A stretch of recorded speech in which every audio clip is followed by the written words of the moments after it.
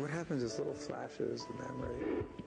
I try not to think about it, but I remember exact times. For example, my dressage was at 9:01, and my cross-country start time was 3:01. It was a very hot, very humid, very lethargic day. And I remember vaguely just a sense that things weren't really in the groove. Doctors have confirmed today that the actor Christopher Reeve has been paralyzed and needs a respirator to breathe. He broke his neck after being thrown by a horse during a show jumping competition.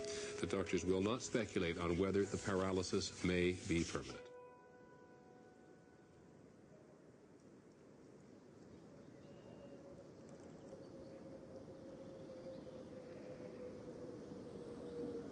Well, today is May 27th, 2001, and it's the 6th anniversary of my accident. It seems hard to believe that 6 years have gone by. It's their 13th year. Sometimes it seems like it's been an eternity, sometimes it seems very short. Holy cow. Okay. I need my license. Well, the problem with Chris, he has an injury to his spinal cord at a high level in his neck, at a level that affects all of the cables coming down from the brain to control the body and vice versa. All the sensory information coming up from the body to the brain is really disconnected, and that occurred because of a traumatic injury. A fracture at C1, C2, which are the two highest vertebral bones in the neck. Most people that have that level of injury don't survive the accident because breathing's affected. It's very common, but almost no one lives through it. I was incredibly lucky to survive, but because I breathe on a ventilator, I have to have a nurse on duty 24 hours a day.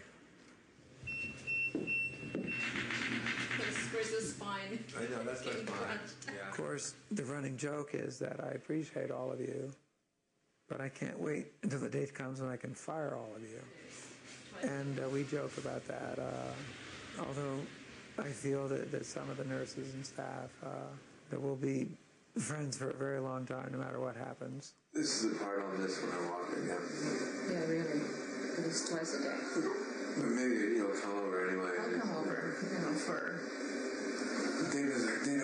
Dolly Arrow, who's from the Philippines, has become the head nurse. And shoes?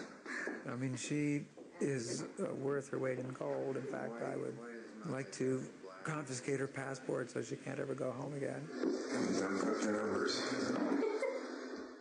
Well, currently my medical condition is better than it's been the entire time I've been injured.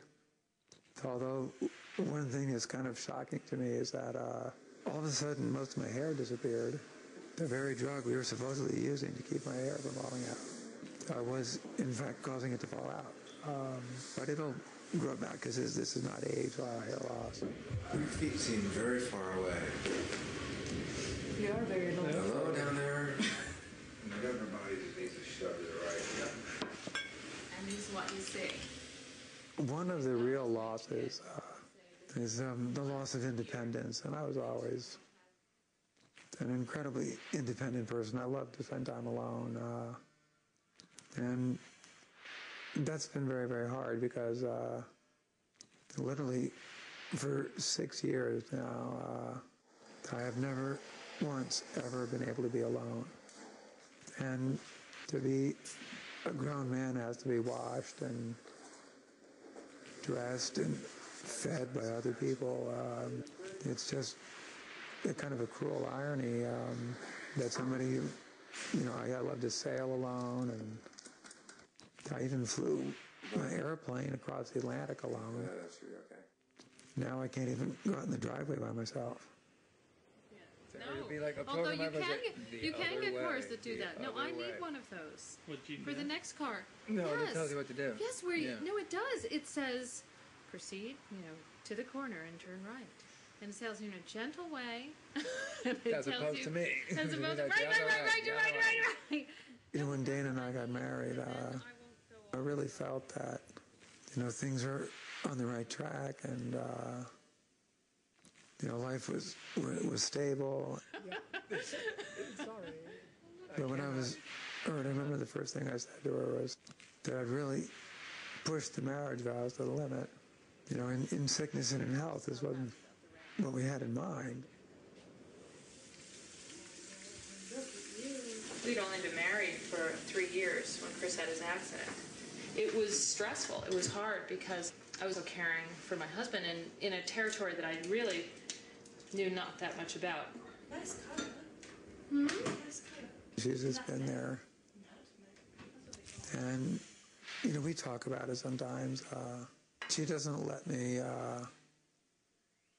go into the realm of how different things would have been. She's really great at steering me away from that. My two oldest kids, Matthew and Alexandra, were born when I lived in London with their mother, Gay Exton, and they were only 15 and 11 when I was injured, and that is a really lousy time to lose a dad. So, I mean, she looks the best out of all of us. You ended up with half a dog, right? Yeah, sorted. Great. Have you ever been to Northford, Connecticut? Northford. I'd be very interested to find out where that is. I wonder if it's big enough to show up on the globe. No. But it's not quite as bad for my youngest son, Will. He was only 2 when I had my accident, and for most of his life, this is the only way he's known me. I like that guy. I felt very guilty. It's okay to make your own mess, as long as it doesn't get in the way of other people. I like that one myself the best. Uh-huh. There's something about it, just, because it's supposed to have someone in it. Well, it's like leaving the chair behind, absolutely. Yeah.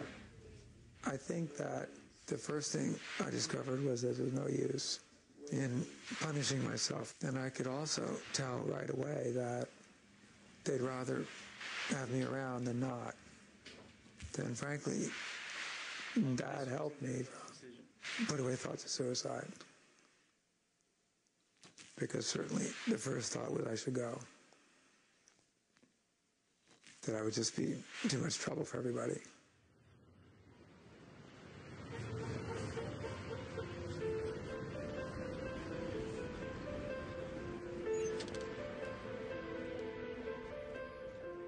Dr. John McDonald runs one of the leading spinal cord injury centers at Washington University in St. Louis. This is the primary reason why you're having difficulty breathing. When I first met Chris, 5 years after his injury, he had no movement or sensation really below the level of his injury, meaning that he basically recovered no function. And previous studies would suggest is that that person doesn't stand a chance. The most important thing is just keeping your own body fit, maintaining the muscles, maintaining the nervous system. And Chris has been doing that. He works hard at that every day, right? He spends 4 to 5 hours a day doing that. We're having to give up here. I'm gonna make you work. Get that structure.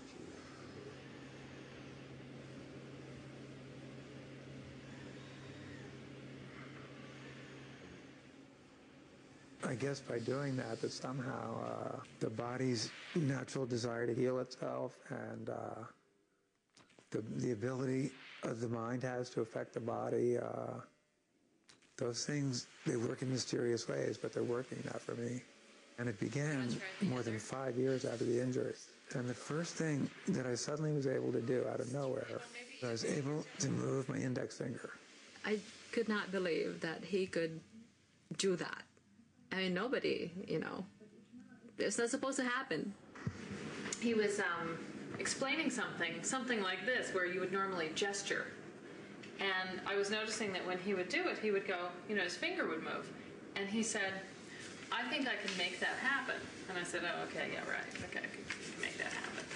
And he actually commanded his finger, and he said, move. And it moved. And he would say, move, and it would move. And I built on that, and from that time, it's expanded into a much larger range of movements and exercises that I've been able to do.